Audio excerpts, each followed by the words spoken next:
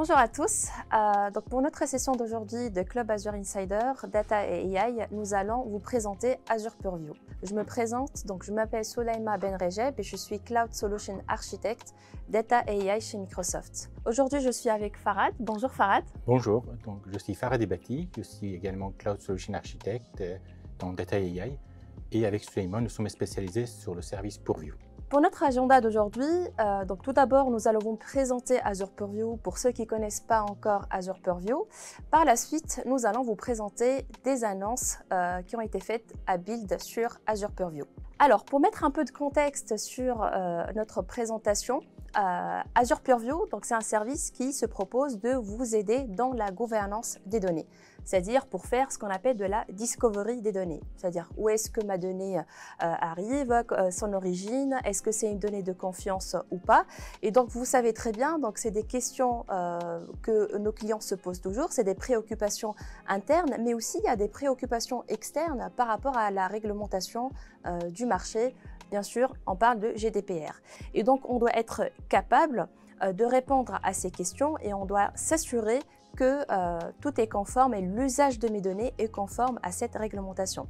Donc, c'est pour cela qu'on va avoir une équipe centrale que vous voyez ici, qui va être managée par un CDO, qui doit être capable de répondre à toutes ces questions à tout moment et de s'assurer que tout est conforme aussi bien sur les processus internes, mais aussi sur la réglementation externe. Donc ça, c'est par rapport au contexte de la data governance. Alors, voyons un peu plus en détail Azure Purview. Donc tout d'abord, il faut savoir que Azure Purview, c'est un service qui est complètement managé pour vous. C'est-à-dire que vous n'avez pas une infrastructure à gérer derrière. Premièrement, Azure Purview, ça va vous permettre d'aller scanner automatiquement et classifier vos données, peu importe où elles se trouvent, que ce soit on-prem, on-premise, sur site, que ce soit dans notre cloud Azure, mais aussi dans d'autres cloud providers, et aussi on est capable de scanner des données provenant des applications SaaS. Par la suite, une fois que quand je dis bien sûr juste quand je parle de la classification, quand je dis classifier, c'est-à-dire que Azure Purview intègre déjà des centaines de classifications communes que vous connaissez déjà, telles que par exemple le numéro de passeport, numéro de carte d'identité, numéro de sécurité sociale, le format de numéro de téléphone, etc. etc. Bien évidemment, on ne pourra pas avoir toutes les classifications possibles et donc vous pouvez bien sûr rajouter vos propres classifications en se basant sur des expressions régulières, les regex. Donc une fois qu'on a scanné et classifié vos données, ce qui va se passer, c'est que Azure Purview, quand il va scanner vos données, quand il va trouver le pattern que vous avez déjà défini, va correspondre à telle ou telle donnée. Par la suite, Azure Purview, il va remonter la métadonnée correspondante pour alimenter par la suite notre data catalogue. Par la suite, au-dessus de tout ça, on a ce qu'on appelle le lineage, c'est-à-dire qu'avec Azure Purview, vous allez avoir la capacité de mettre en place le lineage des données pour comprendre comment ma donnée est transformée, d'où est-ce qu'elle arrive, où est-ce qu'elle parte, etc. Donc toute cette partie-là aussi, vous allez pouvoir la gérer avec Azure Purview. Donc une fois que vous avez bien sûr scanné vos données, les classifier, vous avez aussi la possibilité de rajouter des termes d'un glossaire qui est purement métier pour améliorer aussi le langage interne de l'entreprise et les définitions communes au niveau de l'entreprise. Donc ainsi que lorsque vous allez faire vos recherches dans Azure Purview, bien sûr, vous allez vous baser sur les métadonnées qui ont été remontées, mais aussi vous allez pouvoir utiliser ces termes métiers comme étant les termes que vous allez utiliser dans la recherche. Et donc, pour avoir toutes ces fonctionnalités que je viens de présenter, Azure Purview se base sur ces piliers différents que vous voyez ici. Donc, premièrement, on va avoir le data map, qui est la fondation. Donc, le data map, c'est le cœur de Azure Purview. Data map va être alimenté par les différents scans et classifications que vous allez effectuer.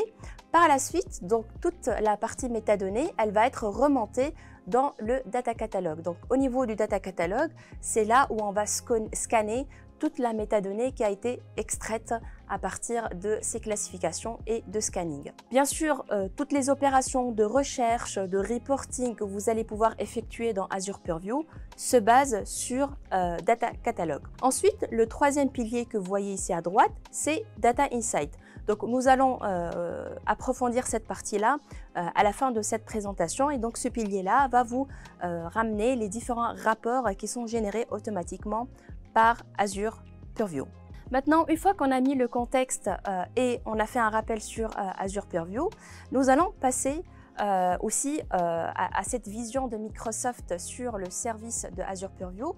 Pour votre information, donc tout à l'heure on a présenté les 3 piliers de base de Azure Purview, mais aussi il va y avoir d'autres piliers qui vont se rajouter, à savoir la partie data sharing, la partie qualité de données, la partie master data management aussi en travaillant avec les partenaires pour mettre en place ce pilier et aussi toute la partie data policy que Farhad va nous présenter juste après. Donc actuellement, on a le Data Catalog et le Data Map qui sont en JA, en General Availability, et les autres piliers, ils vont venir bientôt aussi en Preview et aussi en General Availability. Donc voici, on va dire, le contexte de Purview ainsi que cette vision qu'on a sur cet outil-là. Nous allons maintenant passer aux annonces de Build. Farhad, est-ce que tu peux nous parler tout d'abord de la première annonce de Build? Oui, bien sûr. Merci, Souleymane. En fait, comme on a vu dans les piliers, il y a un pilier qui est Data Use Governance, qui concerne tout ce qui est lié au droit d'accès aux sources de données, et tout ce qui est lié à l'encryptage ou l'archivage de données. Lors de Build, il a été annoncé la possibilité de gérer les droits d'accès à un Azure SQL DB depuis Azure Purview, et du coup, aussi d'être capable de gérer en mode self-service les demandes d'accès. Donc, nous allons voir un premier vidéo qui montre comment configurer Azure Purview pour pouvoir gérer les droits d'accès d'un Azure SQL DB depuis Purview. Je voudrais vous présenter une nouvelle fonctionnalité d'Azure Purview annoncée lors de l'événement Build. Il s'agit de la gestion des droits d'accès à Azure SQL DB depuis Purview. Comme vous le savez, nous avons déjà en public preview la fonctionnalité de la gestion des droits d'accès à Azure Blob et Azure Data Lake. Corollaire à la gestion des droits d'accès est la capacité de proposer en mode self-service la demande d'accès aux données. Donc, notre démonstration d'aujourd'hui porte sur 2 éléments. La mise en œuvre des droits d'accès à Azure SQL DB dans Purview et ensuite l'usage en mode self-service de la demande d'accès. Donc, dans un premier temps, je me connecte à mon portail Azure. Ici. Alors, avant de pouvoir faire cette configuration-là, nous devons faire quelques actions au niveau de portail et ensuite la configuration se continue dans Studio de Purview. Les étapes sont très bien décrites pas à pas ici. Globalement, il y a 2 choses à faire au niveau de portail. Tout d'abord, il faut donner des droits d'accès au compte Purview sur la base de données, c'est-à-dire le serveur base de données. Alors, il peut être ou devenir owner, ou il peut être contributeur et administrateur de droits. Et puis, on commande shell à exécuter, qui consiste à définir pour ce serveur-là un managed identity, c'est-à-dire qu'on va lui assigner un Active Directory, un ID d'Azure Active Directory. Et ensuite, on va setuper le fait qu'on peut appeler et qu'on peut utiliser Purview pour gérer la sécurité et les autorisations à cette base de données. Du coup, moi, je les ai déjà préparés. On va exécuter. Alors, ici, je suis connecté. Je vais au niveau de mon serveur base de données, au niveau de IAM pour l'accès contrôle. Du coup, si je regarde pour le compte Purview que j'utilise, donc si je vais ici, le compte Purview, si je vais dans mon Home Directory, c'est le nom qui apparaît ici, c'est le nom de compte. C'est-à-dire au moment où on crée le compte Purview, un Managed Identity est également créé. Donc, je prends ce nom-là, ce nom de compte, et je regarde ici. On voit qu'il est à la fois contributeur et à la fois il est administrateur de droits d'accès. Et ce setup, il est très facilement à faire. Si je fais Add, Role Assignment, je vais aller chercher contributeur, par exemple, ici. Ensuite, je vais sélectionner un membre à qui je veux donner ce droit-là. Je choisis, je cherche mon compte Purview, qui est là, mais il a déjà été fait. Donc, on peut la faire de cette façon-là. Donc, on a d'abord, au niveau de control plan, on doit lui donner des droits d'accès à Azure Purview, au compte Purview. Deuxièmement, il y a un petit setup à faire au niveau de serveur. D'abord, il faut y associer une identité et ensuite lui dire que les droits, les autorisations vont être gérées à l'extérieur. Donc, moi, je l'avais déjà fait cette action-là. Vous pouvez la voir ici. Donc, tout d'abord, je dis que ce serveur-là va être associé avec mon identité qui est managée. Et ensuite, je suis à disposition très simplement une variable avec les données que je souhaite, quel est le nom de ma base, le ressource groupe, et j'invoque une méthode pour l'autoriser à dire qu'à partir de là, un external policy va gérer les droits d'accès. Et donc, c'est ce que j'ai exécuté ici, comme vous pouvez le voir.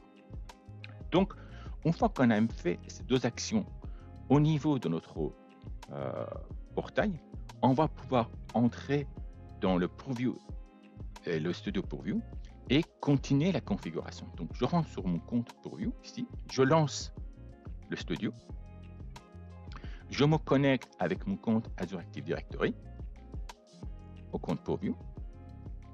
J'arrive ici sur le portail. Donc, la première chose à faire, alors moi dans mon cas, ce qu'on fait en général, c'est que j'ai créé une collection pour pouvoir réceptionner les différentes sources liées à Azure SQL DB. Donc du coup, ma collection, elle est là. Dans la collection, je vais aller voir dans le role assignment et je vais autoriser le compte et moi-même qui est connecté à pouvoir gérer l'authentification. Donc ici, je cherche pour le rôle policy auteur et si vous voulez, je me suis ajouté comme étant l'auteur de droit d'accès, gestion des droits d'accès. Donc ça c'est la première chose à faire. Ensuite, on va aller créer notre source de données. Donc du coup, je vais dans source et on peut voir que j'ai déjà créé ma source. Donc je peux faire toujours, on peut aller voir comment il était fait. Je vais éditer. Les points importants, c'est que je lui ai donné un nom. Je lui ai dit de quelle souscription il provient, quel est le serveur. Ça, c'est le nom, les endpoints qui est associé à ce serveur-là et où je voudrais la placer. Donc, ça, c'est la collection que j'ai créée et j'ai setupé tout à l'heure. Et du coup, on lui dit qu'on va gérer les droits d'accès à partir de Purview. Donc, il ne faut vraiment pas oublier de bien cliquer sur cette Enable. Un Apply et du coup, on va pouvoir dorénavant gérer les droits d'accès à cette base de données depuis Purview. Donc, dans un deuxième temps, dans une deuxième vidéo, je vais vous montrer comment faire le setup pour la partie mise en place de workflows. Donc, en résumé, ce que nous avons fait dans le portail, on a donné des droits d'accès au compte Purview. On a identifié, on a précisé que dorénavant, l'Azure SQL DB va être géré de manière à l'extérieur par Purview. Et dans Purview, on a créé une collection auquel on a ajouté des utilisateurs qui puissent gérer les droits d'accès. Et ensuite, on a créé une source de données qui était la base de données en question. Et on va pouvoir faire un scan et on va pouvoir aussi gérer toute la partie workflow dans un deuxième temps. On va le voir. Merci de votre attention. Au revoir. Bonjour, je suis Farhadi Bati, Cloud Solution Architect et spécialisé dans le service Purview. Dans un premier vidéo, nous avons vu comment configurer Purview pour gérer les droits d'accès à un Azure SQL DB. Et dans ce deuxième vidéo, nous allons nous intéresser à la configuration de Purview pour gérer les demandes d'accès en mode self-service à un Azure SQL DB.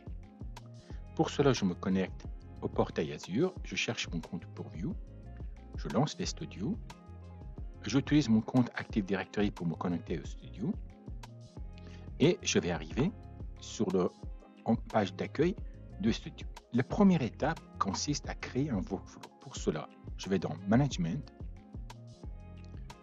Workflow, Authoring. Je rajoute un nouveau workflow, j'en ai déjà préparé.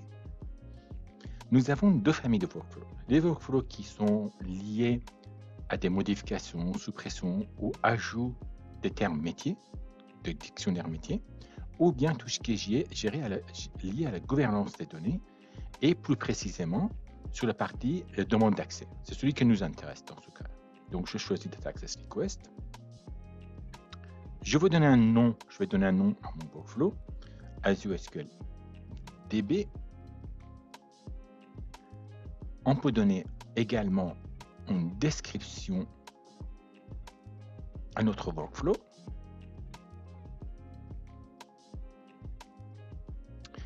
Nous arrivons sur un template. Ce template peut être modifié, des actions peuvent être rajoutées ou supprimées en fonction de vos besoins. Dans le template, par défaut, il y a deux actions à faire. Tout d'abord, sur la partie approbation, il faut préciser qui peut approuver. Du coup, on est passé sur un Azure Active Directory. Ça peut être une personne ou groupe de personnes. Ici, je choisis Faraday Betty comme étant la personne qui va approuver les demandes d'accès. La deuxième partie, la deuxième configuration consiste à choisir si la source en question ne fait pas partie des objets gérés par Purview, alors à qui va être assigné aussi. Du coup, là, c'est pareil. On va baser sur Azure Active Directory. Je vais me choisir moi. Là, nous avons fini la configuration de notre workflow parce qu'on utilise le template par défaut.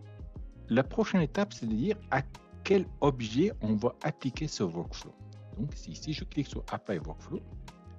Dans les premières vidéos, nous avons créé une collection qui contient notre base de données SQL. Donc, je choisis cette collection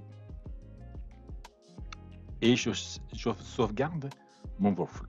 Donc, c'est fait. Nous avons créé notre workflow pour gérer les demandes d'accès à notre Azure SQL DB. Alors, le scénario consiste à dire un utilisateur se connecte au studio, il va dans le catalogue et il cherche pour un terme, mettons le client. Donc, je tape Customer, je cherche cette information-là, je réduis sur le gauche sur mon écran. À gauche, on va pouvoir filtrer. Donc, je vais dire que je vais chercher que des tables et en fonction des classifications, je dis voilà, je voudrais des tables qui contiennent les noms de personnes. Je vais regarder cette première table. On peut voir qu'il était classé à la fois le nom de personnes et qu'il contient un numéro de téléphone. On voit où se trouve cette table, dans quelle hiérarchie. On peut voir ce schéma de données, toutes les classifications associées, lignage s'il y en a. Donc, du coup, je dis voilà, cette table-là m'intéresse et j'aimerais bien créer mon rapport, baser mon rapport sur cette table-là. Du coup, ici, comme cet objet, comme cette table est gérée par Purview, on voit que le Request Access n'est plus grisé. Donc, j'appuie dessus. Il suffit de rajouter un commentaire à destination de validateur. Donc, je dis, je voudrais avoir accès à cette table. Et je clique sur Envoi. Un mail va être envoyé au propriétaire de cette table. Néanmoins, le propriétaire peut se connecter dans la partie Management toujours, Workflow, Request and Approval. On peut voir qu'il y a une demande en attente. Je clique sur cette demande. On a deux actions possibles. La réponse que je vais donner au demandeur, ou j'approuve son accès, ou je la rejette. Dans ce cas-là, j'approuve, je confirme, et un mail va être envoyé à celui qui a fait la demande. Du coup, le workflow d'approbation commence à partir de ce moment-là. On voit bien qu'un mail est arrivé. Nous avons dit qu'on a accepté cette action. Donc ici, on va pouvoir changer le statut. Je vais le mettre in progress et je vais m'occuper pour donner effectivement des droits d'accès sur cet objet-là à la personne qui l'a demandé. Je le confirme.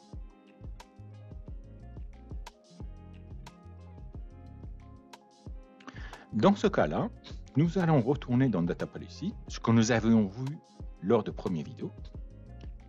J'ai déjà un policy qui a été créé, donc je vais réutiliser ce même policy.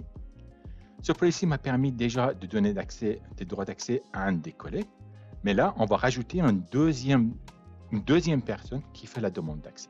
Donc, j'édite, je rajoute un nouveau policy.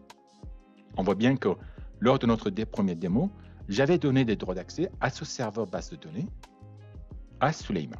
Maintenant, j'en rajoute un nouveau, de nouveau, Allo. Ici, à date, on n'a qu'une action qui est autorisée.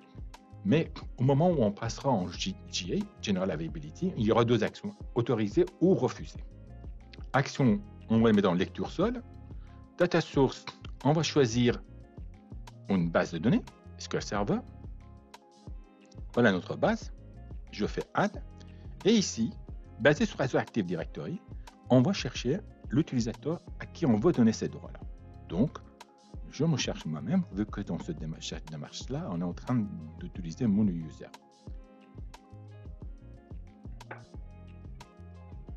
Voilà, le droit d'accès ont été donnés. Je vais les publier, cette fois-ci, pour que SQL Server puisse l'utiliser.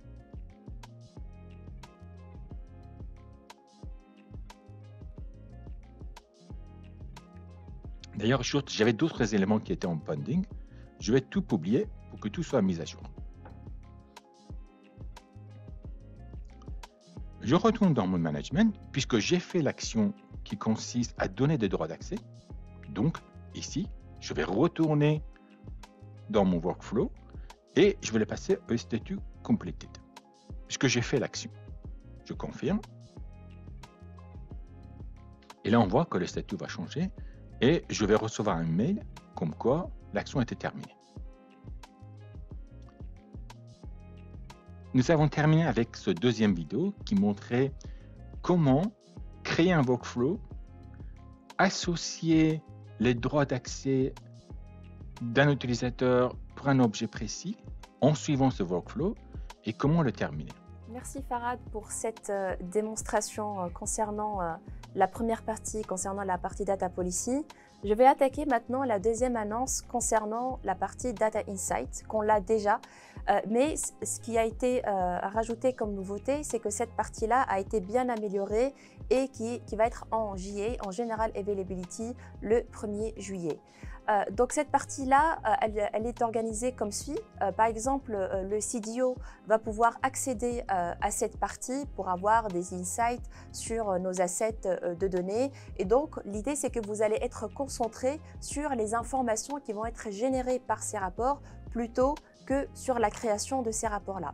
Et donc, cette partie est organisée sur 3 parties, donc 3 sections. La première sur la partie santé de mon patrimoine de données ou l'intégrité. Deuxièmement, sur la partie inventaire et propriété. Et troisièmement, la curation et la gouvernance. Donc, pour la première partie, si vous voyez ici un exemple d'un tableau de bord que vous allez pouvoir avoir, l'idée c'est que à partir de ce tableau de bord, vous allez comprendre l'état d'intégrité actuel de mes données.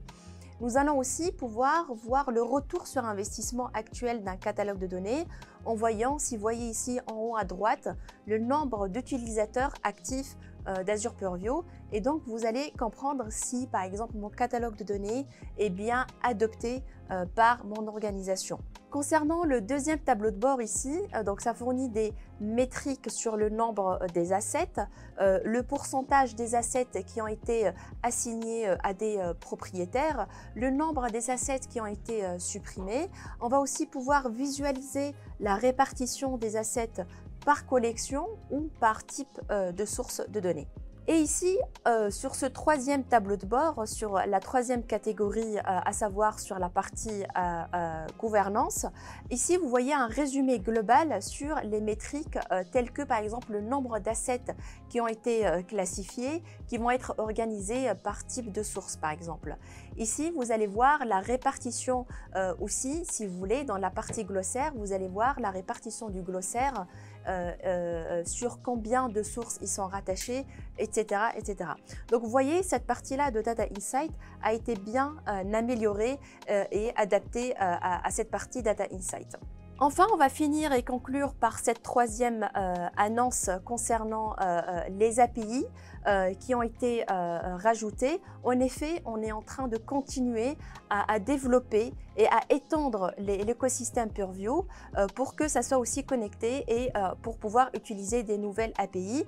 Et donc, l'annonce qui a été faite au niveau de Build, c'est qu'on a la possibilité d'utiliser les API de Microsoft Graph. Si par exemple, vous utilisez la solution de Record Management, vous allez aussi avoir la possibilité d'utiliser cette API. Une autre aussi nouveauté par rapport à l'intégration aussi de Power Automate. Alors pour résumer, donc on a vu les 3 annonces et les 3 nouveautés principalement concernant la Data Policy avec la démonstration de Farhad. Ensuite, on a vu la deuxième partie concernant la partie Data Insight avec la nouvelle organisation en trois sections. Et enfin, nous continuons à développer et à étendre l'écosystème de Purview avec les nouvelles API. Voilà pour aujourd'hui. Merci et à bientôt. Merci.